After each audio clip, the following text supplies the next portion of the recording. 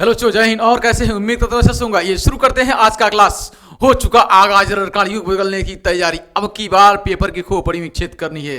Acid, बेसेट and salt. आइए शुरू करते हैं। एसिड किसे कहेंगे, बेस किसे कहेंगे, सॉल्ट किसे कहेंगे। एसिड के प्रॉपर्टीज क्या है, बेस के क्या प्रॉपर्टीज होते हैं, साल्ट कहते किसे हैं। साल्ट बहुत सिंपल तरीका है। आइए कुछ चीजें लगते हैं और लाकर चखते हैं। चक चक चक चक, क्या मजा आ गया। कैसा लग रहा है? खट्टा लग रहा है। ओ खट्टा लग रहा है, खट्टा लग रहा है। ओ इसे कहेंगे अम्ल, इसे कहेंगे अम्ल, इसे कहेंगे अम्ल। आइए कुछ और लेते हैं, कुछ दवाइयां लेते हैं, कुछ सरफ लेते हैं, कुछ साबुन लेते हैं, चखते हैं। कैसा लग रहा है? कड़वा लग रहा है, कड़वा लग रहा है। इसे कहेंगे बेस। क्या कहेंगे? क्षार। इसे कहेंगे क्षार। ठीक है। और आइए जब अम्ल और क्षार दोनों को मिलाते हैं तो लवण बनता है। लवण बनता है, जल बाहर निकलेगा। ठीक है। तो अम्ल और क्षार दोनों को जैसे ही हमने मिलाया तो जल बाहर निकलेगा। उसके अलावा जो बचेगा उसे हम लवण कहेंगे। ठीक है। आइए शुरू करते हैं आज का क्लास। आइए, अम्ल किसे कहेंगे? तो वे पदार्थ जो जलीय विलयन में केवल H+ आयन देते हैं उसे अम्ल कहते हैं। तो अम्ल सिंपल है, जो चखने में स्वाद में खट्टे होंगे अम्ल कहलाएंगे। जो जलीय विलयन में यानी जैसे ही अम्ल को उठाकर जल में डालेंगे तो वहां से H+ आयन बाहर निकलेगा तो उसे हम अम्ल कहेंगे। अब H+ आयन जैसे ही बाहर निकलता है तो वह स्वतंत्र अवस्था में नहीं रहता है। वह किसी एक जल के अणु से तुरंत संयोग करके हाइड्रोनियम आयन बनाता है। जैसे मैं बात करता हूं HCl है। HCl जैसे ही HCl को आप जल में डालेंगे तो HCl अगर लिक्विड में है तो H+ आयन बाहर निकलेगा और Cl- ये एक्वस निकलेगा। याद रखिए, ये आपके पास एक्वस सॉल्यूशन में निकलता है। और ये हाइड्रोजन जो H+ आयन है ये स्वतंत्र अवस्था में नहीं रहता है। और ये जब स्वतंत्र अवस्था में नहीं रहता है तो ये जल के अणु से तुरंत संयोग करके हाइड्रोनियम आयन बना लेता है। हाइड्रोनियम आयन इसे बोलते हैं हाइड्रोनियम आयन। हाइड्रोनियम आयन बनाता है। ठीक है, हाइड्रोनियम आयन बनाता है। अब अगर ये HCl लिक्विड फॉर्म में नहीं गैस फॉर्म में हो, अगर ये HCl लिक्विड फॉर्म में ना हो, किस फॉर्म में हो? अगर ये गैस के रूप में हो तो किसी प्रकार का कोई सॉल्यूशन नहीं देगा। नो सॉल्यूशन, कोई सॉल्यूशन नहीं देगा। कोई यहां से H+ आयन बाहर नहीं निकलेगा। इसका मतलब ये कि अम्ल के अंदर जल की मात्रा होती है, यानी अम्ल लिक्विड फॉर्म में होता है। ठीक है। ये जैसे यहां से टूटेगा, जैसे इसको आपने जल में डाला तो यहां से H+ आयन बाहर निकलेगा, इक्वस सॉल्यूशन में निकलेगा और Cl- बाहर निकलेगा। यहां से H+ आयन बाहर निकलेगा, ये माइनस बाहर निकलेगा। यहां से H+ आयन ये बाहर निकलता है, याद रखिए ये माइनस बाहर निकलेगा। और यहां से H+ आयन ये बाहर निकलेगा और Cn- बाहर निकलेगा। ये हाइड्रोक्लोरिक अम्ल होता है। जब ये जल के रूप में होता है यानी लिक्विड फॉर्म में होता है तो H+ आयन यहां से बाहर निकलेगा जो इक्वस के रूप में होता है। और ये स्वतंत्र अवस्था में नहीं रहता है, तुरंत जल के एक अणु से क्रिया करके हाइड्रोनियम आयन बनाता है। ये हर अम्ल के साथ होता है। इसको भी आप जल में डालेंगे, जैसे उठाकर आप जल में डालेंगे H+ आयन जो बाहर निकलेगा स्वतंत्र अवस्था में नहीं रहेगा, ये तुरंत जल के एक मॉलिक्यूल से क्रिया करके हाइड्रोनियम आयन बनाएगा। इस तरह से कोई भी आप अम्ल लेंगे और उसका जल में जैसे ही डालेंगे, आराम से डालना है जल में। याद रखिएगा, अम्ल को जल में डालना है, जल को अम्ल में मत डाल दे दीजिएगा, नहीं तो ब्लास्ट कर देगा, मारेगा, पूरा ऊपर की तरफ फूट जाएगा, पूरा फफोले निकल जाएगा, हाथ में जल जाएगा। ठीक है, इस बात को ध्यान से रखना है कि धीरे धीरे अम्ल को जल में डालते हैं तो एक्वस सॉल्यूशन H+ आयन बाहर निकलता है और ये जल के अणु से जैसे क्रिया करके हाइड्रोनियम आयन बनाता है। तो वास्तव में हाइड्रोनियम आयन बाहर निकलता है, लेकिन हम कहते हैं इतना लंबा ना लिखकर छोटे रूप में हम कहते हैं कि H+ आयन इक्वस के रूप में बाहर निकल रहा है। तो ये रहा अम्ल। अब इस अम्लों में क्या है? ये जो शुरू के हैं HCl है, H2SO4 है, HNO3 है, हाइड्रोक्लोरिक अम्ल है, H2SO4, सल्फ्यूरिक एसिड है, HNO3 जो है नाइट्रिक एसिड है, ये प्रबल अम्ल होते हैं। ये है प्रबल अम्ल, इनको याद रखना आपको है। ये कैसे है? तो ये है आपके पास प्रबल अम्ल, स्ट्रॉन्ग एसिड हैं। कैसे हैं? स्ट्रॉन्ग हैं। स्ट्रॉन्ग एसिड हैं, ठीक है, इनको बोलते हैं स्ट्रॉन्ग एसिड।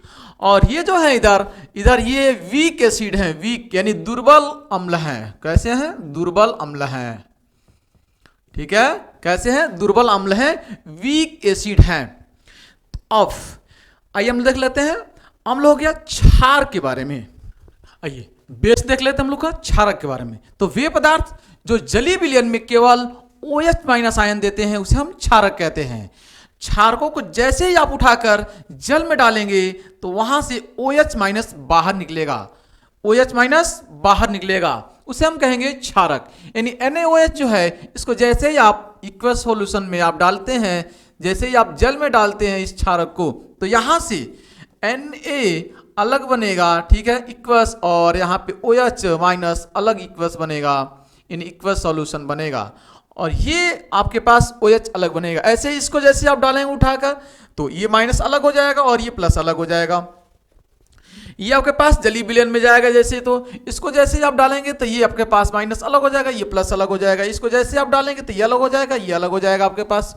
इसको आप जैसे ही डालेंगे तो यहाँ पे ये माइनस आयन देगा और ये प्लस आयन देगा। यहाँ पर ये तीनों के तीनों बहुत ही स्ट्रॉन्ग है, यानी इसे हम कहेंगे प्रबल क्षारक, प्रबल क्षारक कहते हैं, और इसे हम कहते हैं दुर्बल क्षारक, दुर्बल क्षारक, ठीक है, दुर्बल क्षारक कहते हैं। लेकिन कुछ ऐसे भी एसिड होते हैं जिनको आप उठाकर जैसे ही आप जल में डालेंगे तो उसमें से किसी भी प्रकार का कोई इक्वस सॉल्यूशन बाहर नहीं निकलेगा, कोई OH माइनस बाहर निकलेगा नहीं। जैसे कि मैग्नीशियम हाइड्रोक्साइड है, फेरिक हाइड्रोक्साइड है, कॉपर हाइड्रोक्साइड है, इनमें जैसे इनको उठाकर जल में डालते हैं तो ये जल में वियोजित नहीं होते हैं, ये जल में वियोजित नहीं होते हैं, जल में ये टूटते नहीं है, वियोजित नहीं होते हैं, ये जल में वियोजित नहीं होते हैं। जैसे इनको उठाकर आप जल में डालते हैं तो अब जैसे इनको उठाकर आप जल में डालें तो ये वियोजित नहीं हुआ, ये इनको उठाकर आप जल में डालेंगे तो वियोजित होगा नहीं, जाहिर सी बात है, क्योंकि ये टूटते ही नहीं है, किसी प्रकार का कोई आयन देते ही नहीं है। NaCl या KOH जैसे उठाकर आप इसको जल में डालें यहाँ पर तो यहाँ पे K इक्वस सॉल्यूशन यहाँ से बाहर निकलेगा और OH माइनस आयन यहाँ से इक्वस में बाहर निकलता है। ये आपके पास बेस होते हैं।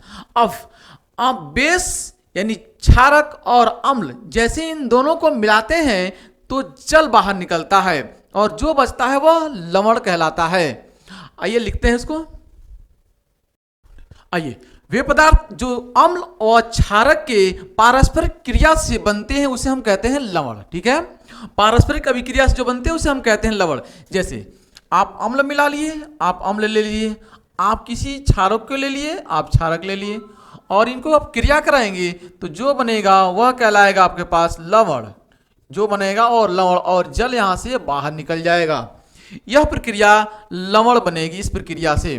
आइए, जैसे HCl आप ले लिए, जैसे यहाँ से NaOH ले लिए आप, और इनको आप जैसे ही क्रिया कराएंगे तो यहाँ से NaCl जो बनेगा वह लवण कहलाएगा, और ये H और OH दोनों आपस में क्रिया करके जल बना लेंगे यहाँ पर, और NaCl यहाँ से निकल जाएगा और ये कहलाएगा लवण, ये कहलाएगा लवण, ठीक है। अब अम्ल, क्षार और लवण, अम्ल था और क्षार था, ठीक है, अम्ल और क्षारक और लवण जो होते हैं वह तीनों के तीनों के अंदर आयन पाए जाते हैं। क्या पाए जाते हैं? आयन क्या होते हैं? आयन होते हैं। और ये जब आयन होते हैं इन्हीं के कारण विद्युत धारा चलती है। इसका मतलब जो बैटरी में डाली जाती है, जो सॉल्यूशन रहती है बैटरी के अंदर, वो या तो अम्ल होता है या क्षारक होता है या लवण होता है, यानी इसके अंदर आयन पाए जाते हैं। इनके अंदर क्या पाए जाते हैं? आयन, और इन्हीं आयनों के कारण विद्युत धारा चलती है, इलेक्ट्रिसिटी चलती है। क्या चलती है? विद्युत धारा चलती है, इलेक्ट्रिसिटी चलती है इन्हीं आयनों के कारण। और ये जो अम्ल, क्षार और लवण होते हैं ये हमारे भोजन को स्वादिष्ट भी बनाते हैं, भोजन को स्वादिष्ट बनाते हैं। हम भोजन करते हैं तो स्वादिष्ट लगते हैं। जरा सा एक सामान्य हम लवण की बात करें, NaCl जो नमक है, इन्हें अगर इसको कम या ज़्यादा कर दे जाए सब्जी में या दाल में, कम या ज़्यादा कर दिया जाए तो मज़ा नहीं आएगा खाने में, खाने में मज़ा नहीं आएगा। जैसे ही कम ज़्यादा हो जाए नमक, तो इसका मतलब अम्ल और क्षार या जो लवण है ये हमारे स्वादिष्ट भोजन जो है उस भोजन के स्वादिष्ट को बनाए रखते हैं। बहुत ही इम्पोर्टेंट है, इनका घरेलू उपचार में बहुत सारे काम आते हैं। जैसे आपके पास NaCl है, NaOH है, सोडियम हाइड्रोक्साइड है, आपके पास बेकिंग सोडा है, आपके पास पोटेशियम परमैंगनेट है, आपके पास जिसको लाल दवा कहते हैं, ठीक है, बेकिंग सोडा आपके पास है, धावन सोडा आपके पास है, ब्लीचिंग पाउडर आपके पास है, प्लास्टर ऑफ पेरिस आपके पास है, जिप्सम आपके पास है। इन सारे के बारे में हम लोग पढ़ने वाले हैं अभी, ठीक है। आइए सबसे पहले हम लोग बात करेंगे अम्ल के भौतिक गुण, अम्ल के भौतिक गुण के बारे में और क्षारक के भौतिक गुण के बारे में। तो अम्ल के भौतिक गुण क्या क्या होते हैं? नंबर 1, अम्ल नीले लिटमस पेपर को लाल करता है। अम्ल नीले लिटमस पेपर को लाल करता है। अम्ल का काम क्या है? नीले लिटमस पेपर को लाल करना, लाल कर देना, ठीक है। और जबकि क्षारक का उल्टा काम है। क्षारक का काम क्या है? तो लाल लिटमस पेपर को नीला करना, उल्टा, ठीक है। एकदम याद रहेगा, एकदम याद रहेगा। और अम्ल जो होता है, अम्लों की प्रकृति संक्षारकीय होती है। अम्ल जैसे एसिड किसी जगह पर आप गिरा देंगे तो वहां से खदर देगा, वहां पे तोड़ देगा, ठीक है। जबकि बेस भी होता है, इनकी भी प्रकृति संक्षारकीय होती है, लेकिन अम्लों की अपेक्षा थोड़ा कम होता है, ठीक है। जैसे दवाइयां हैं, चूना है, चूना देखिए ना, आप डाल देंगे तो खदर देगा, ठीक है। तो अम्लों, ये क्षारकों की प्रकृति जो होती है वह संक्षारकीय होती है, इनकी भी और इनकी भी, दोनों की सेम होती है। लेकिन ये स्वाद में खट्टा लगता है, ठीक है, ये स्वाद में खट्टा लगता है। जैसे चखेंगे, नींबू चख रहे हैं, खट्टा लग रहा है, वाह।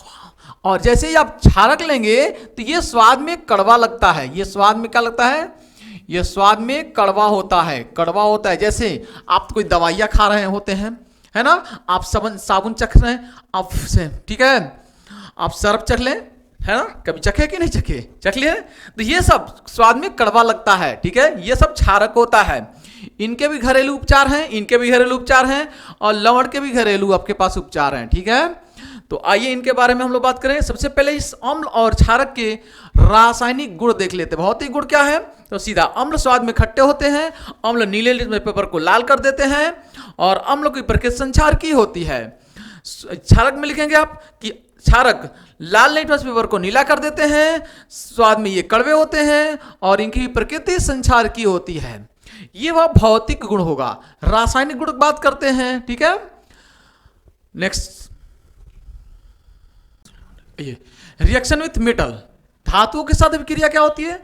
तो जब कोई अम्ल किसी धातु के साथ क्रिया करता है तो उसमें से हाइड्रोजन गैस रिमूव होती है, बाहर निकलती है और लवण बनाता है। लेकिन आपको ध्यान में रखना है इस बात को, रेंसिडिटी सीरीज, सक्रियता सीरीज से हाइड्रोजन से ऊपर वाले ही, ठीक है, अभिक्रिया करेंगे, नीचे वाले अभिक्रिया कोई धातु नहीं करता है धातुओं के लिए। और क्षार के लिए, जब कोई क्षार किसी धातु के साथ अभिक्रिया करता है तो वह लवण बनाता है और हाइड्रोजन गैस यह भी बाहर निकालता है। लेकिन सिर्फ हमारे सिलेबस में एनसीईआरटी में सिर्फ एक सॉल्यूशन है, वह है सोडियम हाइड्रोक्साइड। जब जिंक के साथ अभिक्रिया करता है तो हाइड्रोजन गैस बाहर निकलती है यहां से। सिर्फ इसको ही आपके दिमाग में रखना है क्षार के लिए, ठीक है। जबकि अम्ल के लिए आप किसी भी धातु को ले सकते हैं, जितने भी हाइड्रोजन से ऊपर हैं, सक्रियता श्रेणी से ऊपर है, उन सभी धातुओं को आप ले सकते हैं। जैसे ऊपर सबसे सोडियम, पोटेशियम, मैग्नीशियम, एल्यूमिनियम, सब ऊपर धातुएं हैं, आप किसी को भी ले सकते हैं, ठीक है। जैसे मैं आयरन को लेता हूं, मैं आयरन को ले रहा हूं, एक ये धातु है, और किसी एक अम्ल को ले रहा हूं, किसी एक अम्ल को अम्ल ले रहा हूं, HCl। HCl से जैसे ही ये क्रिया करेगा तो यहां से हाइड्रोजन गैस बाहर निकलेगा, यहां से हाइड्रोजन गैस बाहर निकल जाएगा, बचेगा क्या? हाइड्रोजन गैस बाहर निकलेगा तो ये FeCl बनेगा, FeCl, ठीक है, FeCl बनेगा, Cl2, ठीक है। आयरन क्लोराइड, ठीक है, जैसे आप मान लीजिए HCl से आप क्रिया करा लिए, जिंक से, Zn से क्रिया करा लेंगे आप, तो यहां से हाइड्रोजन गैस बाहर होगा। यहां सबसे पहले क्या बाहर होगा? हाइड्रोजन गैस बाहर होगा। और हाइड्रोजन गैस बाहर बनेगा तो ये बचेगा कौन, जिंक और क्लोरीन, ये आपस में क्रिया करके बना लेगा जिंक क्लोराइड। ठीक है, कोई एक और रिएक्शन लेते हैं, जैसे HCl है हमारे पास, ठीक, और किसी दूसरे को लेते हैं, मान लीजिए हम सोडियम ले लिए, और जैसे ही हम इससे रिएक्शन कराएंगे तो हाइड्रोजन गैस रिमूव कर देगा, यहाँ से हाइड्रोजन गैस बाहर निकल जाएगा, बचेगा क्या, ये हाइड्रोजन गैस बाहर हो गया तो ये बचेगा NaCl, ठीक है, ये बचेगा NaCl। तो सक्रियता श्रेणी से कोई भी ऊपर वाला आप किसी भी धातु को लेते हैं, सोडियम, मैग्नीशियम, पोटेशियम, किसी को भी आप लेते हैं और अम्ल से क्रिया कराते हैं तो हमेशा हाइड्रोजन गैस बाहर निकलेगा और जो बनेगा वह लवण कहलाएगा। ठीक है, लेकिन जब क्षार में बात करेंगे तो क्षार में सिर्फ एक ही आपको याद रखना है कि जिंक से अभिक्रिया करता है ये क्षार, जैसे ही तो ये आपके पास बनाएगा हाइड्रोजन गैस बाहर निकालेगा, लवण बनाएगा, बस इसको ही याद रखना आपको है। क्षार में सिर्फ एक रिएक्शन, बाकी अम्ल में आपके पास कोई भी रिएक्शन आप लिख सकते हैं। जैसे मैं अगर सोडियम की जगह पोटेशियम रख दूं या कैल्शियम रख दूं या मैग्नीशियम रख दूं, इससे क्रिया करा लूं तो भी हाइड्रोजन गैस बाहर निकलेगा और जो बचेगा वह लवण कहलाएगा। जैसे मैं कहूं कि भाई कैल्शियम ये है, कैल्शियम के साथ कैल्शियम धातु है और इसके साथ किसी अम्ल को मैं लिख दूं, मान लीजिए हमने लिख दिया H2SO4, H2SO4 से मैंने क्रिया करा दिया तो बनेगा क्या, कैल्शियम, ये हाइड्रोजन गैस बाहर निकल जाएगा, हाइड्रोजन गैस बाहर निकल जाएगा और बचेगा क्या यहाँ पर कैल्शियम सल्फेट, ये ठीक है, क्या बनेगा, कैल्शियम सल्फेट, मैं यहाँ पे लिख रहा हूँ कैल्शियम सल्फेट बाहर निकलेगा। ठीक है, तो ये लवण कहलाएगा। सिंपल, किसी भी आप धातु को ले सकते हैं। कंफर्म, क्लियर, आगे बात कर लेते हैं अगला पॉइंट। अगला पॉइंट है, ठीक है, धातु कार्बोनेट बाई कार्बोनेट से रिएक्शन, धातु कार्बोनेट या धातु बाई कार्बोनेट से रिएक्शन। ठीक है, इस रिएक्शन में हमेशा जब भी धातु कार्बोनेट या धातु बाई कार्बोनेट से आप रिएक्शन कराएंगे तो उस समय हमेशा कार्बन डाइऑक्साइड बाहर निकलेगा और जल बनेगा। क्या क्या क्या क्या, कार्बन डाइऑक्साइड बाहर निकलेगा और जल बनेगा। ठीक है, और जो बचेगा वह लवण, जो बचेगा वह लवण। किससे क्रिया करा रहे हैं आप, रिएक्शन करा रहे हैं आप धातु कार्बोनेट या धातु बाई कार्बोनेट से। किसी भी अम्ल के साथ आप रिएक्शन कराइए, किसी भी अम्ल के साथ आप रिएक्शन करा रहे हैं। जैसे मान लीजिए कोई धातु है, धातु मान लीजिए मैंने सोडियम लिया, कार्बोनेट, कार्बोनेट क्या होता है, CO3 होता है, तो CO3 यहाँ पे 2 चार्ज होता है, इसका 2 चार्ज यहाँ पे आएगा, ये बनेगा सोडियम कार्बोनेट। सोडियम कार्बोनेट को अगर किसी अम्ल से हम क्रिया कराएं तो हमेशा क्या बनेगा, लवण बनेगा, कार्बन डाइऑक्साइड बाहर निकलेगा, जल बाहर निकलेगा। आइए रिएक्शन लेते हैं। मान लीजिए हमने लिया सोडियम कार्बोनेट और किसी एक अम्ल के लिए लिया H2SO4 और रिएक्शन कराया तो यहाँ से क्या क्या बाहर निकलेगा, ध्यान देना है आपको। यहाँ से कार्बन डाइऑक्साइड बाहर निकल जाएगा, क्या निकलेगा, कार्बन डाइऑक्साइड बाहर निकलेगा। अब क्या निकलेगा, जल, H2 और यहाँ से O, H2O बाहर निकलेगा। यहाँ से बचेगा क्या, यहाँ पे बचेगा क्या, देखिएगा बचेगा यहाँ पे क्या, ये Na और ये SO4, Na2, ये SO4 बचेगा, सोडियम सल्फेट, ये बनेगा सोडियम सल्फेट, सोडियम सल्फेट। ठीक है, अगर आप बाइकार्बोनेट का मतलब होता है सोडियम बाइकार्बोनेट, या आप कोई भी ले सकते हैं हाइड्रोजन बाइकार्बोनेट। ठीक है, बाइकार्बोनेट का मतलब हाइड्रोजन कार्बोनेट होता है। अगर आप रिएक्शन कराएं धातु, किसी की धातु के साथ, धातु बाइकार्बोनेट, मैं लिखता हूं इसका रिएक्शन, धातु कार्बोनेट का ये रिएक्शन हो गया। अब धातु बाइकार्बोनेट का रिएक्शन यानी NaHCO3, ये होगा धातु बाइकार्बोनेट। अगर इसके साथ किसी H2SO4 अम्ल से रिएक्शन में कराऊंगा तो वापस हमेशा कार्बन डाइऑक्साइड बाहर निकलेगा, जल बाहर निकलेगा और लवण बनेगा। क्या, कार्बन डाइऑक्साइड बाहर निकलेगा, जल बाहर निकलेगा और जो बचेगा वह लवण बनेगा। ठीक है, लवण क्या बनेगा, Na2SO4। ठीक, कोई दूसरा आप ले लीजिए, आप दूसरा ले सकते हैं, पोटेशियम ले सकते हैं। मान लीजिए पोटेशियम कार्बोनेट ले लीजिए, पोटेशियम कार्बोनेट। ठीक है, पोटेशियम कार्बोनेट ले लिया हमने और HCl से हमने क्रिया करा दिया। सिंपल, किसी भी अम्ल को ले सकते हैं आप, किसी भी अम्ल को ले सकते हैं। पोटेशियम से क्रिया करा दिया मैंने, पोटेशियम से। ठीक है, तो यहाँ से पोटेशियम कार्बोनेट HCl से जैसे मैंने क्रिया कराऊंगा तो यहाँ से कार्बन डाइऑक्साइड बाहर निकलेगा, जल बाहर निकलेगा, पोटेशियम क्लोराइड बचेगा, यानी ये बनेगा कार्बन डाइऑक्साइड बाहर, जल बाहर, और क्या बचेगा, पोटेशियम क्लोराइड, पोटेशियम क्लोराइड बाहर निकलेगा। ठीक है, सिंपल है, किसी का आप ले सकते हैं। ठीक है, मान लीजिए पोटेशियम ठीक है, potassium hydrogen carbonate, potassium hydrogen carbonate, इसको मैं ले लिया हूँ सिंपल, और इसको मैं HCl से मैं क्रिया करा दिया हूँ, वापस वही चीज निकलेगा, क्या, वापस कार्बन डाइऑक्साइड बाहर निकलेगा, जल बाहर निकलेगा, और क्या बनेगा, लवण बनेगा, लवण में क्या बनेगा, KCl, ठीक है, लवण बनेगा, क्या बनेगा, KCl बनेगा। बहुत सिंपल रिएक्शन है ये, ठीक है। यहाँ से देखिएगा कार्बन डाइऑक्साइड बाहर निकला है, यहाँ से CO2, और यहाँ से एक ऑक्सीजन बचा, 2 H और एक O, H2O बन गया, और KCl आपस में मिलकर KCl बना दिया, पोटेशियम क्लोराइड बनाया है, सिंपल। तो ये हुआ आपके पास अम्ल का रासायनिक गुण। एक और पढ़ लेते हैं रासायनिक गुण, तीसरा, ठीक है, अम्लों के रासायनिक गुण। ये धातु ऑक्साइड, अगर कोई धातु ऑक्साइड किसी अम्ल से अभिक्रिया करे तो हमेशा वह जल निकालेगा बाहर और लवण बनेगा। लेकिन कोई अधातु ऑक्साइड अगर हो, अधातु ऑक्साइड हो, अगर वह किसी क्षार से क्रिया करता है तो वह भी जल बाहर निकालता है और जो बचता है वो लवण बचता है। आइए एग्जाम्पल देख लेते हैं। एग्जाम्पल, धातु ऑक्साइड, कोई भी धातु ले लीजिए, मान लीजिए हमने कॉपर ले लिया, ये ऑक्सीजन ले लिया, ये हुआ कॉपर ऑक्साइड, ये क्या धातु ऑक्साइड हो गया। और किसी अम्ल को ले लीजिए, मान लिया HCl, हमने अम्ल ले लिया और क्रिया कराया, तो यहां से जल बाहर निकलेगा, क्या निकलेगा, जल, H2O बाहर निकल जाएगा, बचेगा क्या, कॉपर Cl, ये कॉपर Cl ये बाहर निकल जाएगा तो बचेगा कॉपर Cl, ठीक है, यानी कॉपर क्लोराइड बाहर निकल, ठीक है, बनेगा, ये क्या बनेगा, लवण। कोई भी एग्जाम्पल ले सकते हैं आप, मान लिया आपने जिंक ले लिया, ये धातु हो गया, ऑक्सीजन से क्रिया करा दिया, ऑक्साइड हो गया। अब किसी भी अम्ल से आप रिएक्शन करा लीजिए, मान लीजिए आपने लिया H2SO4, क्रिया करा दिया तो क्या निकलेगा बाहर, सबसे पहले आप जल बाहर निकलेगा, आपको पता है जल बाहर निकलेगा, जो बचेगा वो लवण, तो जल बाहर निकाल दिए, H2O बाहर निकल गया तो बचेगा zinc sulphate, zinc sulphate, ZnSO4, zinc sulphate बचा, वो सिंपल कर देता है।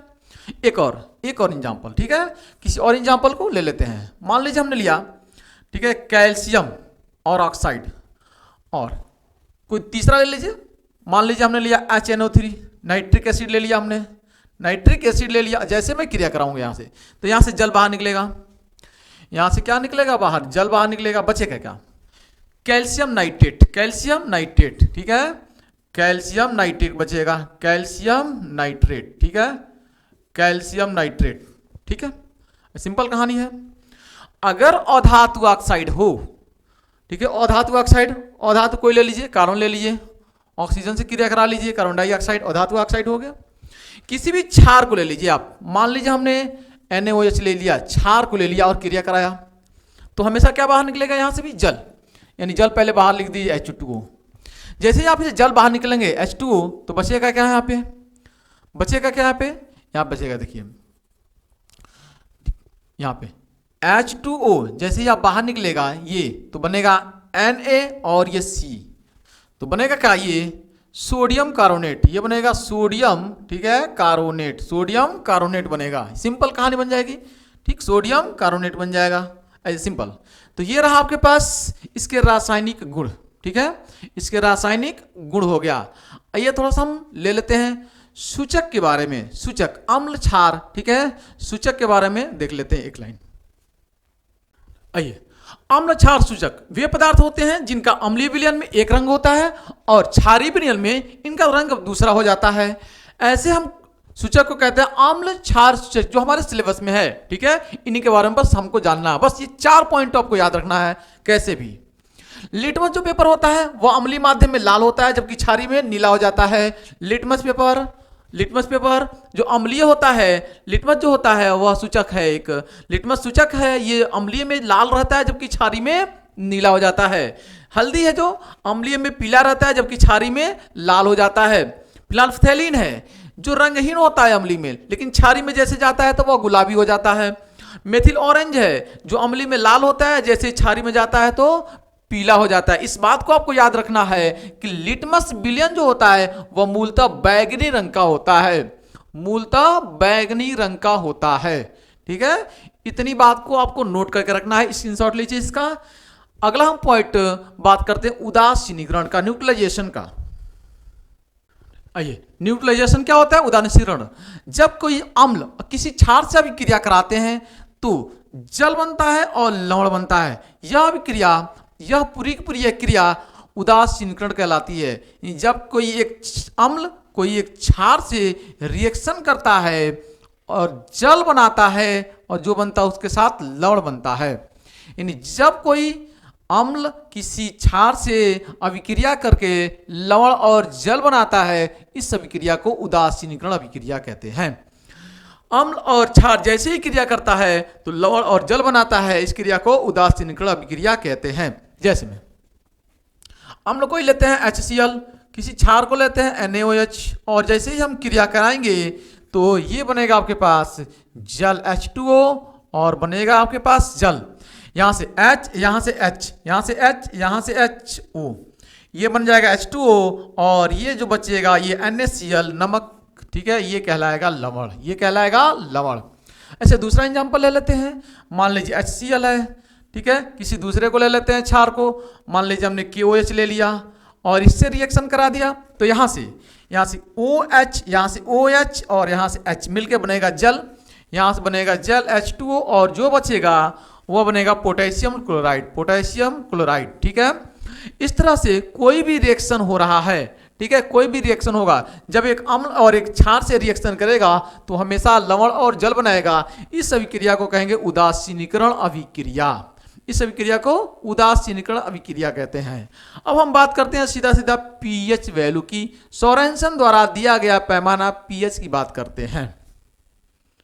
आइए, पीएच वैल्यू यानी पीएच पैमाना क्या होता है, सोरेनसन ने बताया है पीएच पैमाने के बारे में। कहा कि किसी पीएच वैल्यू निकालना अगर हो तो कहा किसी विलयन में उपस्थित हाइड्रोजन आयन सांद्रण, ये हाइड्रोजन, यह है आयन और इसे हम कहते हैं सांद्रण। यह है हाइड्रोजन और यह है आयन और इसे हम कहेंगे सांद्रण, ठीक है। तो हाइड्रोजन आयन सांद्रण के ऋणात्मक यानी माइनस, लघुगणक यानी लॉग को उस विलयन का पीएच मान कहते हैं, पोटेंशियल ऑफ हाइड्रोजन कहते हैं, पोटेंशियल ऑफ हाइड्रोजन कहते हैं। तो pH equal to minus log hydrogen ion सांद्रण, ये हाइड्रोजन, ये आयन और ये ब्रैकेट जो है वह सांद्रण है। पीएच पैमाने को इन्होंने इस तरह से दर्शाया हुआ है। अगर किसी पीएच की वैल्यू 0 है 10 के पावर 0 होगा, किसी पीएच वैल्यू 1 है 10 के पावर -1 होगी, किसकी पीएच वैल्यू 2 है 10 के पावर -2 होगी। कहीं पे हाइड्रोजन आयन सांद्रण का पीएच वैल्यू -2 है, इसका मतलब पीएच इसका 2 होगा। हाइड्रोजन आयन सांद्रण का पीएच -3 है तो इसका मतलब पीएच इसका 3 होगा। कहीं पे 10 के पावर -4 है तो इसका मतलब वह 4 होगा। किसी का हाइड्रोजन आयन सांद्रण 10 के पावर -12 है तो इसका पीएच 12 होगा।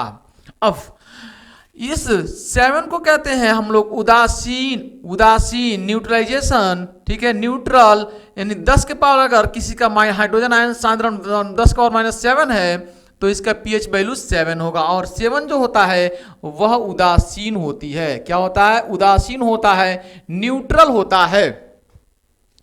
इससे जैसे जैसे इधर आएंगे अम्लीयता बढ़ती जैसे जैसे पीएच पैमाना कम होगा, जैसे जैसे हाइड्रोजन आयन सांद्रण ये कम होता जाएगा, जैसे जैसे कम होता जाएगा, जैसे जैसे कम हो जाएगा, ठीक है, वैसे वैसे अम्लीयता बढ़ती जाएगी, अम्लीयता बढ़ती जाएगी।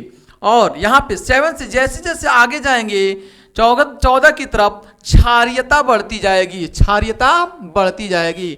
तो ये इसका बढ़ने का क्रम है, ये इसका बढ़ने का क्रम है, ठीक है। जैसे मान लिया आपने दे दिया, यहाँ पे मान लिया किसी को दे दिया A पॉइंट है और यहाँ पे मान लीजिए इसको दे दिया कि B पॉइंट यहाँ पे है और यहाँ पे एक C पॉइंट दे दिया और यहाँ पे एक D पॉइंट दे दिया और कह दिया कि किसकी अम्लीयता सबसे ज्यादा है। तो सबसे ज्यादा अम्लीय कौन है, अम्लीय इधर आएंगे तो बढ़ता जाएगा। तो ये उससे कम अम्लीय है, इससे ज्यादा, इससे ज्यादा, इससे ज्यादा, सबसे ज्यादा अम्लीय A है, उससे कम अम्लीय ये है और ये तो क्षारीय है, ठीक है। तो ये क्षारी में ये कौन सा है क्षारी, ये कम क्षारी है और इससे ज्यादा क्षारी है, यानी ये प्रबल क्षारी है, ये दुर्बल क्षारी है, ये प्रबल अम्लीय है, ये दुर्बल अम्लीय है। इस तरह से आपको देखना है। जैसे जैसे इधर आएंगे वैसे वैसे बढ़ता जाएगा, जैसे जैसे उधर जाएंगे वैसे वैसे बढ़ता जाएगा। ये बीच में न्यूट्रल है, ये प्रबल, ये कम प्रबल है, ये उससे ज्यादा प्रबल, ये उससे ज्यादा क्षारी, वो उससे ज्यादा क्षारी, उससे ज्यादा क्षारी, उससे ज्यादा क्षारी, सबसे ज्यादा क्षारी इधर। इससे ये न्यूट्रल हो गया तो इधर आएंगे तो अम्लीय, ये अम्लीय दुर्बल अम्लीय है उससे ज्यादा प्रबल अम्लीय, प्रबल अम्लीय उससे ज्यादा प्रबल, उससे ज्यादा प्रबल, उससे ज्यादा स्ट्रॉन्ग, इससे ज्यादा स्ट्रॉन्ग, सबसे ज्यादा स्ट्रॉन्ग ये है आपके पास, ठीक है। इस तरह से ये स्ट्रॉन्ग सबसे ज्यादा है। तो ये हुआ पीएच पैमाना, ठीक है। आगे हम लोग बात करते हैं हाइड्रोजन आयन सांद्रण क्या होता है, देख लेते हैं हम लोग हैं। तो हाइड्रोजन आयन सांद्रण जो है यहाँ पे H+, यहाँ पे हाइड्रोजन आयन सांद्रण, ये हाइड्रोक्साइड आयन सांद्रण होता है। यदि हाइड्रोजन आयन सांद्रण हाइड्रोक्साइड आयन सांद्रण से अधिक होगा तो जो विलयन होगा वह विलयन क्या होगा, अम्लीय होगा, विलयन अम्लीय होगा, ठीक है। विलयन कैसा होगा, विलयन अम्लीय होगा। और यदि हाइड्रोजन आयन सांद्रण कम हो और हाइड्रोक्साइड आयन सांद्रण अधिक हो, उस समय जो विलयन होगा वह क्षारीय होगा। विलयन कैसा होगा, क्षारीय होगा। और यदि हाइड्रोजन आयन सांद्रण हाइड्रोक्साइड आयन सांद्रण के इक्वल हो जाए तो जो विलयन होगा वह होगा उदासीन। कैसा होगा, उदासीन होगा। तो यह विलयन क्षारीय होगा आपके पास, ये अम्लीय होगा, क्षारीय होगा, उदासीन होगा। जब हाइड्रोजन आयन सांद्रण, ठीक है, हाइड्रोक्साइड आयन सांद्रण से अधिक हो तो विलयन अम्लीय होगा। जब हाइड्रोक्साइड आयन सांद्रण, ठीक है, हाइड्रोजन आयन सांद्रण से अधिक हो तो विलयन अम्लीय होगा, क्षारीय होगा। और जब हाइड्रोजन आयन सांद्रण हाइड्रोक्साइड आयन सांद्रण दोनों इक्वल हो जाए तो विलयन हमारा उदासीन होगा। अब पीएच पैमाने से, ठीक है, आप एक पॉइंट देख लीजिएगा, पीएच पैमाने के आप लाभ क्या है, एडवांटेज क्या है, ठीक है। यानी पीएच का महत्व क्या है हमारे दैनिक जीवन में, ठीक है। हमारे पेट में क्या महत्व है, मिट्टी से क्या मतलब है, मतलब 2-4 पॉइंट आप बुक से देख लीजिए, ठीक है, जरूर देख लीजिएगा। हम बात करते हैं सीधा सीधा लवण के बारे में। आइए लवणों के बारे में पढ़ लेते हैं। हमारे पास जो लवण है वह है, ठीक है, NaOH हाइड्रोक्साइड आयन। आपके पास जो लवण है वह लवण कुछ पढ़ लेते हैं हम लोग हैं, जैसे NaOH लवण के बारे में, ठीक है। सोडियम हाइड्रोक्साइड पढ़ लेते हैं हम लोग हैं, बेकिंग सोडा पढ़ लेते हैं हम लोग हैं, ठीक है, धावन सोडा हम लोग पढ़ लेते हैं, ठीक, ये सब हम लोग पढ़ लेते हैं, ये सीधा सीधा, ठीक है। ब्लीचिंग पाउडर पढ़ लेते हैं, आपके पास प्लास्टर ऑफ पेरिस पढ़ लेते हैं। यानी जितना चीज दिया हुआ हम लोग, जिप्सम पढ़ लेते हैं, इन सबको हम लोग एक पढ़ लेते हैं, जल्दी से खत्म हो जाए, ठीक है। बहुत सिंपल वे में मैं आपको पढ़ा रहा हूं इंपॉर्टेंट पेपर के दृष्टि से। सोडियम हाइड्रोक्साइड, ठीक है, ये देखिए सोडियम क्लोराइड, ये जो है सोडियम क्लोराइड के जलीय विलयन से, जब सोडियम क्लोराइड के जलीय विलयन से विद्युत धारा प्रवाहित की जाती है, जैसे विद्युत धारा प्रवाहित की जाती है तो उस समय सोडियम हाइड्रोक्साइड बनता है और क्लोरीन गैस बाहर निकलती है और हाइड्रोजन गैस बाहर निकलती है। हालांकि ये तीनों के तीनों उत्पाद जो हैं वह बहुत ही उपयोगी हैं। उस समय क्लोरीन जो होती है गैस वह एनोड पर मुक्त होती है, जबकि हाइड्रोजन गैस कैथोड पर मुक्त होती है। दूसरा पॉइंट सबके पास है, आइए हम जानते हैं कि जलीय सोडियम क्लोराइड से क्लोरीन गैस का निर्माण हुआ था, और जब क्लोरीन गैस का निर्माण होता है तो इस क्लोरीन गैस को कैल्शियम हाइड्रोक्साइड से रिएक्शन जब कराते हैं हम तो हमें मिलता है ब्लीचिंग पाउडर, हमें मिलता है विरंजक चूर्ण और जल बाहर निकलती है। इसका उपयोग कहाँ होता है, तो एनसीईआरटी ने इसका उपयोग बताया, वस्त्र उद्योग में होता है इसका उपयोग, कई रासायनिक उद्योगों में भी इसका उपयोग होता है, और पीने वाले जो जल को जीवाणुओं से मुक्त करने के लिए भी इसका उपयोग किया जाता है। अगला रसायन हमारे पास है, आइए अगला है बेकिंग सोडा, ठीक है। इसका सिंबल होता है, फॉर्मूला इसका है NaHCO3, जिसको बोलते हैं सोडियम हाइड्रोजन कार्बोनेट या सोडियम बाई कार्बोनेट भी बोलते हैं, सोडियम हाइड्रोजन कार्बोनेट बोलेंगे या सोडियम बाई कार्बोनेट बोलते हैं। जब इसको सोडियम क्लोराइड, यह है NaCl, वापस NaCl जल और कार्बन डाइऑक्साइड और अमोनिया के साथ रिएक्शन किया जाता है तो यह बनता है अमोनियम क्लोराइड और NaHCO3, जिसको हम कहते हैं सोडियम हाइड्रोजन कार्बोनेट या बेकिंग सोडा के नाम से जानते हैं, या सोडियम हाइड्रोजन कार्बोनेट के नाम से जानते हैं, या सोडियम बाई कार्बोनेट के नाम से भी इसे जाना जाता है। इसका जो उपयोग होता है बहुत ही सिंपल है, किसका उपयोग है, जो बेकिंग सोडा का उपयोग वह आपके पास होता है। जैसे ही बेकिंग सोडा को आप H+ के साथ गर्म करते हैं तो यहाँ से जो कार्बन डाइऑक्साइड मिलता है, ये जो कार्बन डाइऑक्साइड मिलता है वो आप पाव रोटी देखे होंगे, पाव रोटी को फुलाने में, पाव रोटी को, केक वगैरह को फुलाने में काम आता है। इस अम्ल का उपयोग आप खाने में, अगर पेट में आपके पास ज़्यादा एसिडिटी हो गई है, ज़्यादा जलन हो गया है, आपको गैस बन रहा है, तो आप इस बेकिंग सोडा का इस्तेमाल आप कर सकते हैं। बहुत सिंपल तरीका होता है। आइए अगला पॉइंट हमारे पास है धावन सोडा। आइए अगला है धोने का सोडा। धावन सोडा जिसे कहते हैं, कह रहा है कि देखिए सोडियम हाइड्रोजन कार्बोनेट यानी सोडियम बाइकार्बोनेट अभी अभी हम बनाया है। जब सोडियम बाइकार्बोनेट को गर्म करते हैं तो सोडियम कार्बोनेट बनता है, ठीक है, जल बनता है और कार्बन डाइऑक्साइड बनती है। क्या बनता है? जब सोडियम हाइड्रोजन कार्बोनेट को गर्म करेंगे तो सोडियम कार्बोनेट बनेगा, जल बनेगा और कार्बन डाइऑक्साइड बनती है। अभी सोडियम कार्बोनेट को अगर 10 मॉलिक्यूलर जल के अणुओं के साथ हम क्रिया कराएं, रिएक्शन कराएं, तो हमें बनेगा सोडियम कार्बोनेट। यह कहलाता है सोडियम कार्बोनेट यानी धोने का सोडा, धावन सोडा कहलाता है। इसका उपयोग क्या होता है? तो कांच, साबुन या कागज उद्योग में होता है इसका उपयोग। घरों में साफ सफाई करने के लिए सर्फ का उपयोग होता है। ये क्या है? सर्फ है। सर्फ का उपयोग कहाँ होता है? फाँकने में? ना ना ना, कहाँ उपयोग होता है? धोने के काम में आता है। सर्फ धोने के काम आता है, ठीक है, घरों को सफाई करने का काम आता है। इंपॉर्टेंट, ये पेपर की दृष्टि से इंपॉर्टेंट है। जल की अस्थायी कठोरता को हटाने के लिए, जल की अस्थायी कठोरता को दूर करने के लिए इसका इस्तेमाल हम लोग करते हैं। अगला आपके पास है प्लास्टर ऑफ पेरिस बचा हुआ है और जिप्सम बचा हुआ है। आइए देख लेते हैं। आइए लास्ट है प्लास्टर ऑफ पेरिस। किसे कहते हैं भाई? प्लास्टर ऑफ पेरिस का फॉर्मूला होता है CaSO4 × 3/2H2O। ये है प्लास्टर ऑफ पेरिस। जब जिप्सम को 373 डिग्री केल्विन पर गर्म किया जाता है तो यह जल के 1.5 मॉलिक्यूलर बाहर निकालता है और प्लास्टर ऑफ पेरिस बनाता है। प्लास्टर ऑफ पेरिस का उपयोग कहाँ होता है? तो इसका उपयोग टूटी हुई हड्डियों को सही जगह पर स्थिर करने के लिए किया जाता है। और यदि प्लास्टर ऑफ पेरिस को, इस प्लास्टर ऑफ पेरिस, ठीक है, प्लास्टर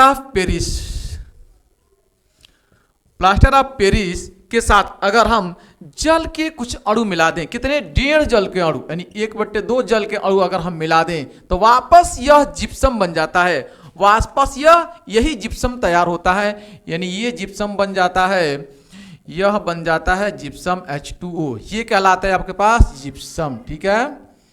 ये आपके पास जिप्सम वापस बन जाता है। प्लास्टर ऑफ पेरिस के अंदर अगर 1.5 जल के अणु मिला दें हम तो वापस प्लास्टर ऑफ पेरिस बनकर तैयार हो जाता है।